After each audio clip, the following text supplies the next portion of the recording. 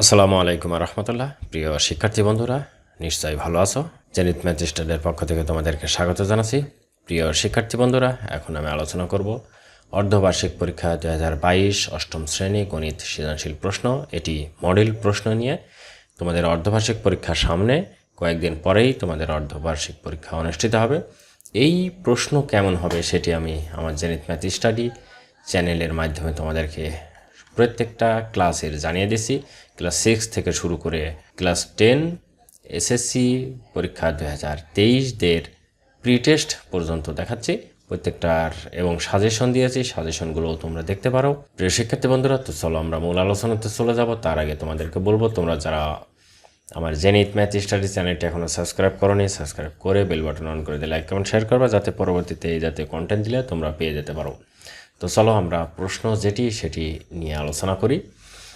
এখানে খেয়াল করো যে অর্ধবার্ষিক পরীক্ষা 2022 অষ্টম শ্রেণী গণিত সৃজনশীল, সময় 2 ঘন্টা 30 মিনিট, পূর্ণমান 70।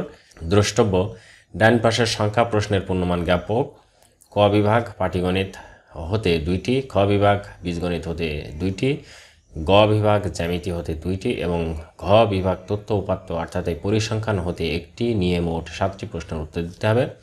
এই সাইডে প্রত্যেকটায় প্রশ্ন থাকবে 2 নম্বর করে। এটি দেওয়া হয়নি, পরবর্তীতে আমি বলে দেবো তোমাদেরকে।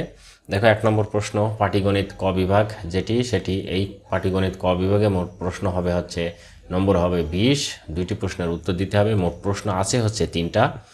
দেখো 1 নম্বর, 5ক + 7 একটি বীজগাণিতিক রাশি যেখানে ক একটি স্বাভাবিক সংখ্যা।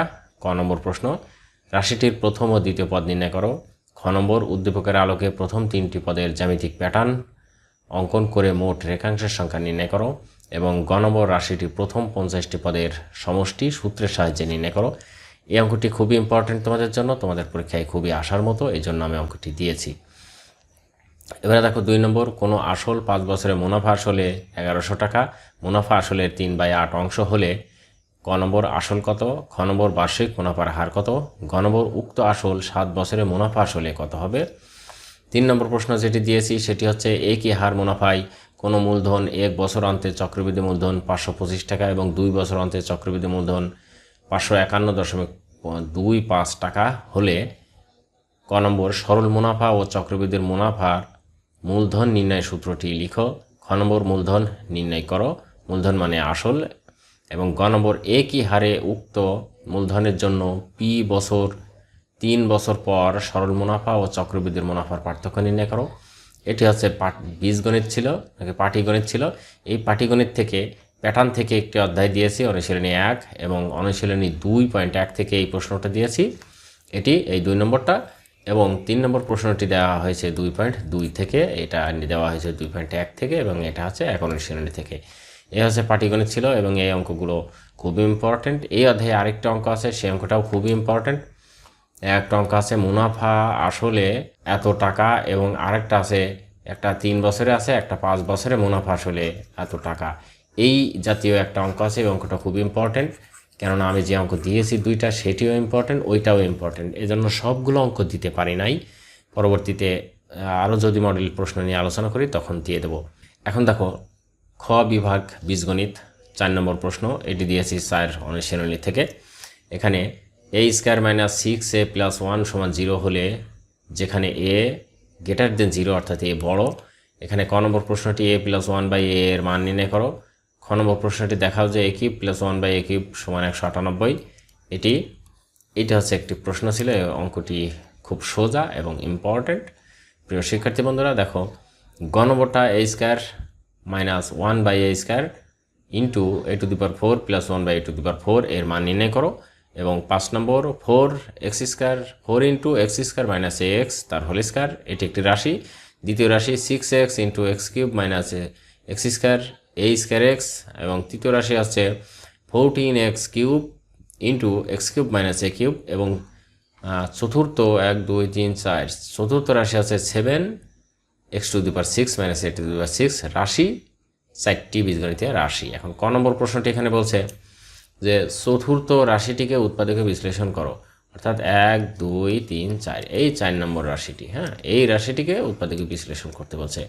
খ নম্বর প্রশ্নটি বলছে প্রথম 3টি রাশির গসাগু নির্ণয় করো। এবং গ নম্বর প্রশ্নটি বলছে রাশি 4টি লসাগু নির্ণয় করো। খুবই সোজা অঙ্ক এবং মনে রাখতে হবে যে তোমাদের গসাগু এবং লসাগু এই প্রশ্নটা পরীক্ষায় আসবেই শিওর। এই জন্য তোমাদেরকে এটি ভালো করে রিভাইজ দিতে হবে। এটা গেল আর একটা প্রশ্ন, বীজগণিতে আর একটা প্রশ্ন আমি দিয়েছি অধ্যায় 7 থেকে, এটি সেট থেকে একটি প্রশ্ন দিয়েছি। দেখো 6 নম্বর, সার্বিক সেট ইউ সমান এত, এ সমান একটি সেট দেওয়া আছে এবং বি সমান একটি সেট দেওয়া আছে, সি সমান সেট দেওয়া আছে।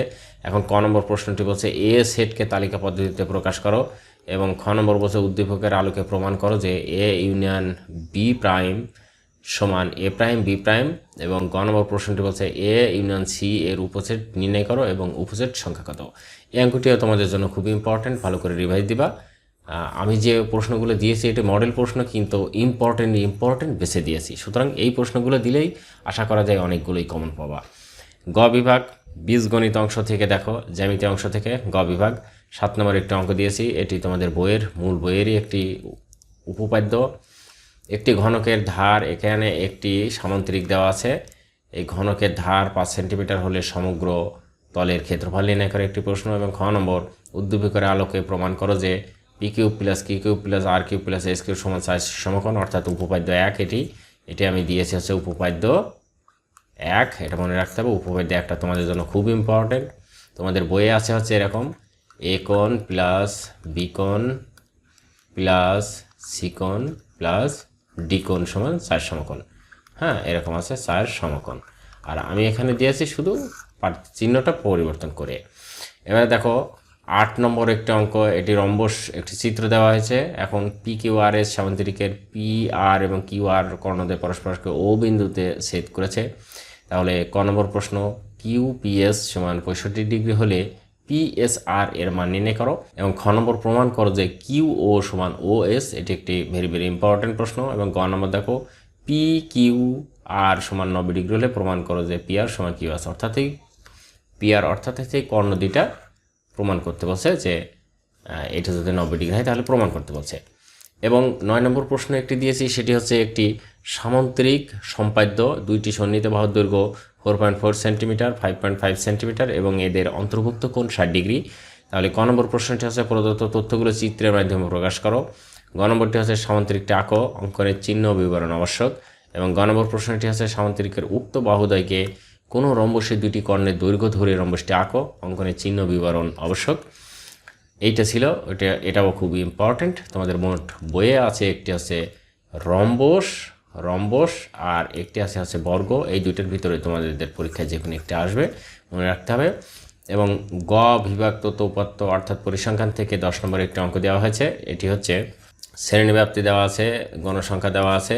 এখন ক নম্বর প্রশ্নটি হচ্ছে ক্রমযোজিত গণসংখ্যা নির্ণয় করো। পর গণসংখ্যা যোগ করাই হচ্ছে ক্রমযোজিত গণসংখ্যা। এটা আমি আমার চ্যানেলে আলোচনা করেছি, সেখান থেকে তোমরা দেখে নিবা। খ নম্বরটা দেখো সারণী থেকে গড় নির্ণয় করো। এবং গ নম্বরটা হচ্ছে প্রদত্ত উপাত্তের আয়তলেখ আঁকো। এই গড় এবং আয়তলেখ তোমাদের জন্য খুব ইম্পর্টেন্ট। আবার যদি একটা অঙ্ক আসে পাইচিত্র, এটিও আসতে পারে, সুতরাং এগুলো একটু দেখতে হবে তোমাদের।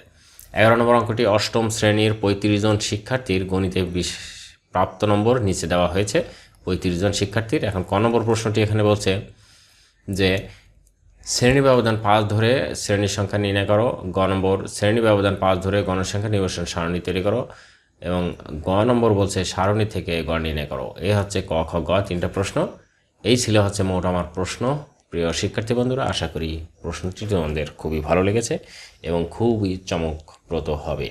এবং এখান থেকে আশা করতে হবে যে এখান থেকে অনেকগুলো প্রশ্ন কমন আসবে আমি মনে করি। এই জন্য তোমাদের ভালো করে দেখতে হবে।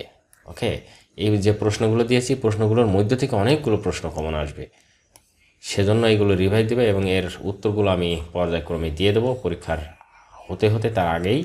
এজন্য এই প্রশ্নটা তোমাদের চেষ্টা করবা প্র্যাকটিস করার, আর বাকিগুলো আমি তোমাদেরকে দিয়ে দেবো। ওকে, অ্যান্সার।